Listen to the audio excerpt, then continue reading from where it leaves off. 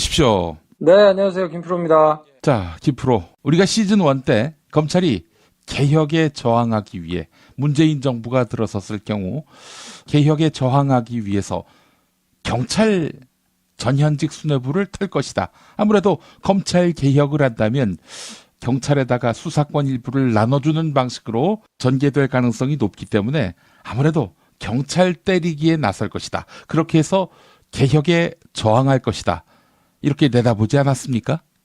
그럴 가능성이 있다고 봤죠. 뭐 또 이게 달라져. 지난번에는 그럴 것이다라고 얘기해놓고는 이 슬쩍 이렇게 발 빼는 거 보면 아직까지 지상파의 때를 벗지 못했습니다. 아니, 그럴 이제 가능성도 충분히 있고, 그리고 준비는 저는 분명히 해놨다고 봅니다. 근데 이 카드를 상황에 맞게 이제 써야 되는 거니까요. 근데 지금은 그럴 상황은 아닌 거니까. 그게 이제 수면으로 드러나지는 않았을 뿐이고, 예. 기자들 사이에서 하는 얘기로는 보통 이제 그런 표현이 있는데, 파일이 캐비넷에 잔뜩 들어있다. 캐비넷에 있는 파일을 아직 꺼내지는 않았을 뿐이지, 그런 거는 충분히 있을 수 있고, 지금은 이제 경찰에 이런 거를 털어가지고 분위기를 만드는 것보다는 다른 거를 해야 되는 상황인 거죠. 상황 자체가. 근데 그 캐비넷 안에 안경환 파일도 있었는지 이게 또 궁금해요. 어떻게 보세요? 이거는 좀 더 확인을 해봐야 될 텐데, 제가 개인적으로 소설을 써보자면, 예.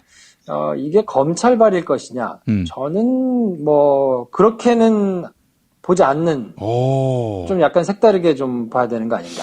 이정열 전 판사가 방금 뉴스 간장 코너에서 법원의 소행일 가능성이 있다. 이렇게 짚었어요. 그럴 수도 있죠. 그럴 수도 있는데, 저는 어떻게 보냐면, 네. 어쨌든 이게 처음에 공개될 때 70년대 판결문은 어쨌든 사건을 정확하게 알아야 찾아볼 수 있거든요. 자료 공개를 해가지고. 예. 그러면 이제 중요한 거는 그 사건을 과연 누가 어떤 경위로 찾아봐가지고 알고 있었을 것이냐. 그럼 사건의 당사자든지 예. 아니면 주변에 있던 핵심 관계자든지 이런 사람들이 참다 못해서 이거 저 사람은 적절치 않습니다. 라고 제보를 하는 형태가 이제 가장 일반적으로 생각해 볼 수 있는 형태일 텐데, 예. 그렇게 제보를 했다고 보기에는 법무부 장관 후보자로 발표된 것 말고는 뭔가 없단 말이에요. 예. 그러니까 적어도 갑론을박이 있거나, 이 사람은 훌륭한 사람이다. 라는 이런 것들이 이제 나오는 상황이어야, 그거를 보다 못한 주변 사람들이, 저 사람은 적절치 않은 사람이다. 라는 거를 얘기하기 위해서, 누구한테 그럼 이거를 제보할 것인가를 찾아서, 예. 언론에 제보를 하든지 아니면 야당 국회의원한테 제보를 하는 형태가 될 텐데, 그거를 그 핵심 관계자들이 콕 집어서 자유한국당 의원한테 가져가가지고 이거를 갖다 줬다고 보기에는, 자연스럽지는 않죠. 그래서 생각해 볼 수 있는 여지는 뭐가 있냐면, 예. 저는 그냥 개인적으로, 이분이 노무현 정부 말기에 인권위원장을 하다가, 예. MB 정부 들어서 인권위원장을 그만두시게 됐단 말이에요. 예. 근데 찾아보시면, 그때 당시에 MB 정부에 대해서 굉장히 독설을 많이 날리고, 좋지 않게 이제 물러나셨단 말이에요. 예. 그래서 저는 오히려 MB 정부 초창기에 노무현 정부에서 선임됐던 많은 주요 포스트에 있던 장들을 쫓아내기 위해서 흔히 아는 영포라인에서 총리실 산하에다가 사람들을 두고 민간인 사찰이 한참 이루어졌었는데 그런 팀이었거나 아니면 국정원에서 동원돼가지고 열심히 뒤를 캐고 다녔던 사람들이거나 예. 그때 생성된 파일일 가능성이 크지 않나. 전 개인적으로 그렇게 봅니다. 왜냐면 그래서 그때 그렇게 가지고 있다가 이거는 제 그냥 추측이고 소설이기는 합니다만 안경환 법무부 장관 후보자가 올라와가지고 지금까지 이렇게 낙마하게 됐던 쭉 이렇게 일련의 상황들을 보면 예. 맨 처음에는 이분의 여성관을 문제 삼아요. 예. 책에 있는 몇 가지 표현, 문장 이런 것들을 맥락을 자르고 예. 이분이 굉장히 여성관의 문제가 크게 있는 것으로 예. 뭔가 이렇게 군부를 짚히죠. 그래서 그걸 일부 언론에서 보도를 해가지고 이제 그런 것들이 문제가 되게 한번 회자가 된 다음에 예. 그리고는 본격적으로 청문회가 시작되기 직전에 이분의 여성과 관련된 구체적인 사건의 판결문이 공개된단 말이죠. 예. 그러면 그렇지 않아도 여성관에 대해서 이 사람이 굉장히 가부장적이고 굉장히 위선적인 사람 아니냐. 예. 인권에 대해서 얘기하는 사람이 여성 인권에 대해서는 뭐 이렇게 생각을 할 수, 이게 좀 위선적인 거 아니야? 라는 생각을 할 수 있도록 밑밥을 좀 깔아놓고, 그리고 아주 뭐 핵심적으로 되돌릴 수 없는 사건을 공개하는 방식으로 이게 이루어진 걸 보면 예. 이거는 그냥 단발적으로 이렇게 사건들이 이루어졌다기보다는 누군가가 큰 그림을 그리고 역할을 나눠서 이거는 언론에서 뭐 이렇게 1차적으로 한번 얘기를 하고 분위기가 되면 그럼 요거를 판결문을 공개하고 뭐 이런 식으로 누가 디자인했을 가능성이 좀 있는 거 아닌가. 그리고 그 정보의 소스는 이분이 인권위원장을 하다가 그만두신 배경이 있으니 그때 이제 그 MB정부에서 이루어졌던 대부분의 공공기관장들이나 주요 포스트에 있던 사람들을 찾아가가지고 이제 그만두게 할 때 동원됐던 수법이 뭐냐면 네. 전부 다 털어서 먼지를 다 턴 다음에 뭐 이걸 깔까요? 아이 뭐 자발적으로 그냥 나가실래요? 라고 보통 이렇게 얘기를 해서 나가는 경우들이 꽤 있거든요. 근데 이제 그런 방식은 너무 저열하고 이랬겠지. 우리가 위원장님의 명예를 지켜드리기 위해서 이걸 계속 막고 있는데 터뜨린다는 것을 하는데 위원장님이 계속 완고하게 나오시면은 저희가 못 막아드린다. 뭐 이러면서 이제 접근하겠지. 응? 표현은 그런 식으로 하는데 결국에는 이제 그 말의 핵심은 나갈래요? 아니면 깔까요? 이제 그렇지. 이걸 가지고 이제 하게 되는데 그게 가장 이제 좋은 방법이거든요.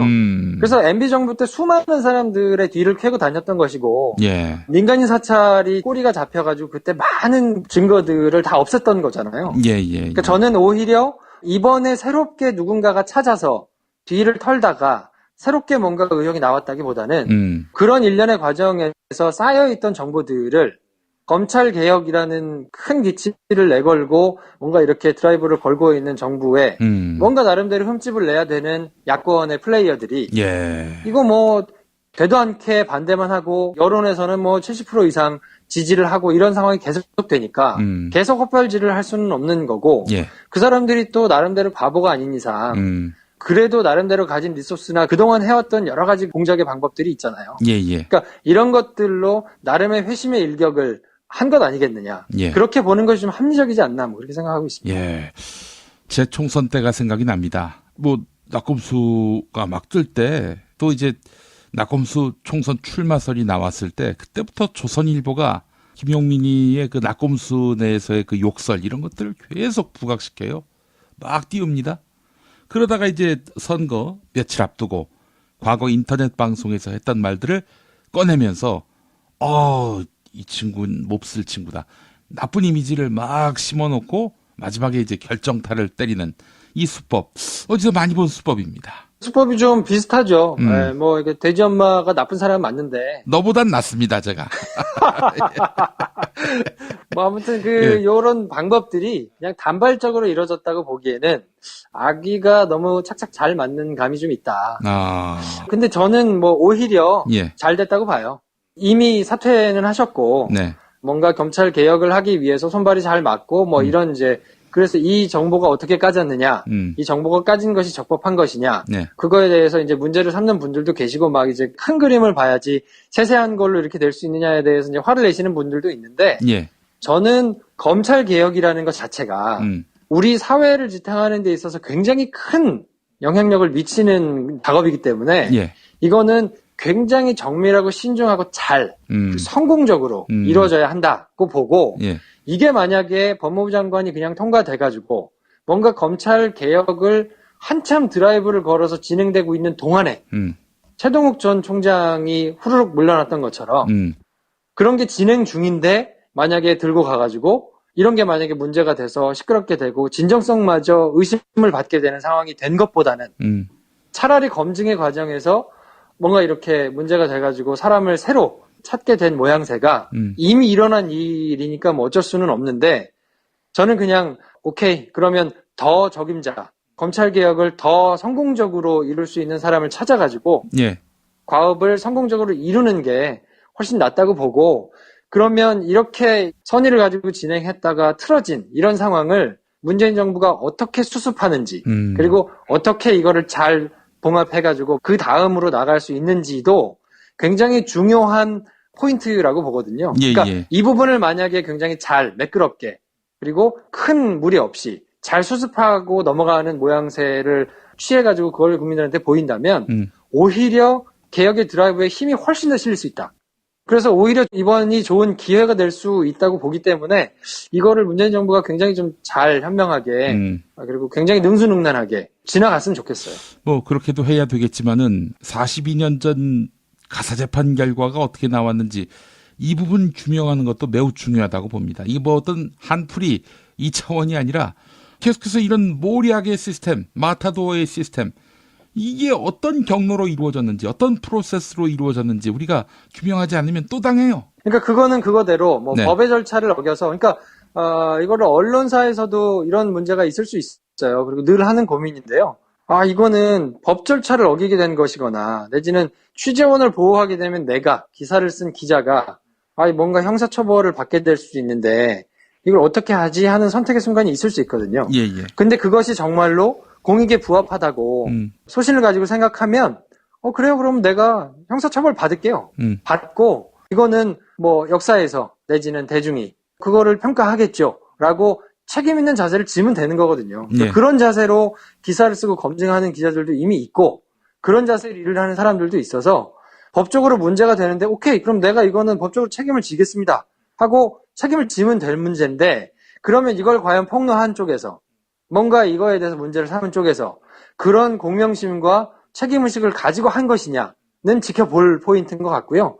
그거에 대해서 뭔가 물타기를 하고 막 여론을 호도하고 이런 것으로 법적인 책임은 내가 안 지려고 하고 그냥 없던 걸로 하고 지나갑시다 라고 하는 모습을 보인다 그러면 그거는 문제가 반드시 있으니까 끝까지 그거는 법적으로 책임을 물어야 되겠죠. 후자잖아요. 지금 하고 있는 행태가. 뭐 그렇다고 보여지죠. 네. 자유한국당과 조선일보가 이렇게 지금 팀플레이로 한 이 행동의 저간과 본질이 무엇인지 반드시 규명을 해야 한다.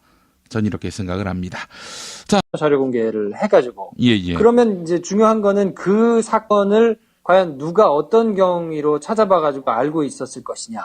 그럼 뭐 사건의 당사자든지 예. 아니면 주변에 있던 핵심 관계자든지 뭐 이런 사람들이 참다 못해서 이거 저 사람은 적절치 않습니다. 라고 제보를 하는 형태가 이제 가장 일반적으로 생각해 볼 수 있는 형태일 텐데 예. 그렇게 제보를 했다고 보기에는 법무부 장관 후보자로 발표된 것 말고는 뭔가 없단 말이에요. 예.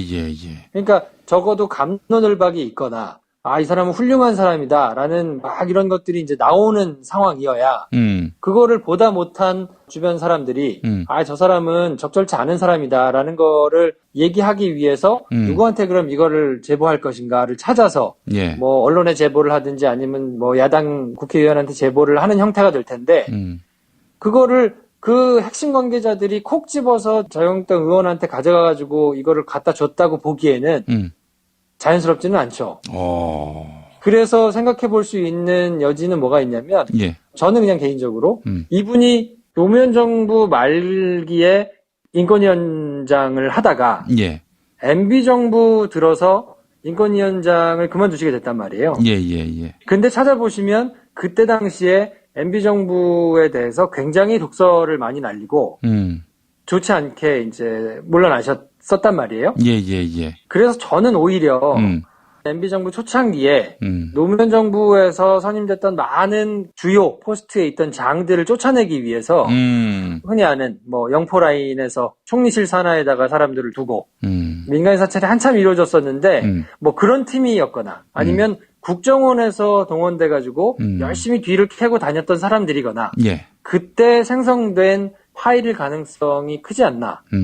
전 개인적으로 그렇게 봅니다. 왜냐면 그래서 그때 그렇게 가지고 있다가 이거 하십시오. 네, 안녕하세요. 김프로입니다. 자, 김프로. 우리가 시즌 1 때 검찰이 개혁에 저항하기 위해 문재인 정부가 들어섰을 경우 개혁에 저항하기 위해서 경찰 전현직 수뇌부를 털 것이다. 아무래도 검찰 개혁을 한다면 경찰에다가 수사권 일부를 나눠주는 방식으로 전개될 가능성이 높기 때문에 아무래도 경찰 때리기에 나설 것이다. 그렇게 해서 개혁에 저항할 것이다.